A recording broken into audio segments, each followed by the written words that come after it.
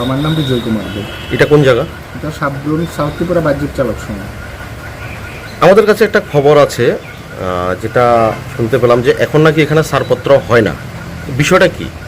বাসগুলো ছাড়পত্র এখানে হয় না? এখানে ছাড়পত্র হয় না বলতে আপনার আমাদের আগে যে বাস ওনার সিন্ডিকেট ছিল, এটা এখন আপনার মনুবাজার নিয়ে গেছে।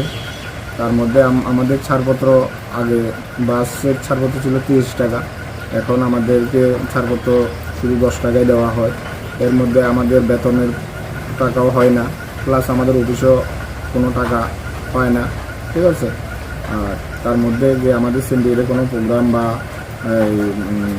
কারো বাবা মারা গেল বা কারো কোনো বোনের বিয়ে, আমরা সমাজসেবামূলক কাজ করে থাকি, কোনো টাকা আমাদের ফান্ডে থাকে না বা উঠে না।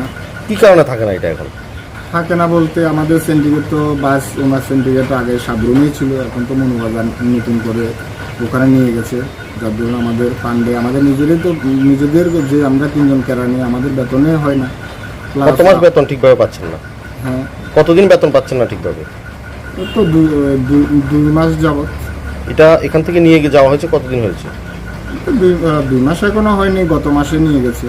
আচ্ছা, তো আগে কত টাকা করে ছাড়পত্র নিত? আগে আমাদের ছোট গাড়ির ক্ষেত্রে ছিল 10 টাকা, আর বাসের ক্ষেত্রে 30 টাকা ছিল।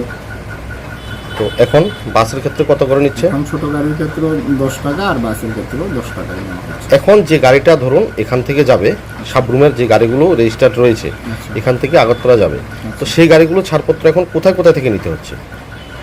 তো আমাদের এখানে তো 10 টাকা করে ছাড়পত্র নিয়ে যায়, প্লাস মনুবাজার থেকে আবার ছাড়পত্র নিতে হয়। মনুবাজার কত টাকা দিয়ে নিতে হচ্ছে বলে আপনি শুনছেন? 30 টাকা করে। এখন সেটা হচ্ছে না? এটা হচ্ছে না, প্লাস আমাদের সংগঠনেরও কোনো টাকা পয়সা থাকছে না, বা কোনো আমরা উন্নয়নমূলক বা কোনো কাজে আমরা এগোতে পারছি না। আপনি যার আন্ডারে এখন কেরানি করছেন স্ট্যান্ডে, এটা কোন সংস্থার আন্ডারে? এটা বিএমএস বাহ্যিক চালক সংঘ সাউথ ত্রিপুরা।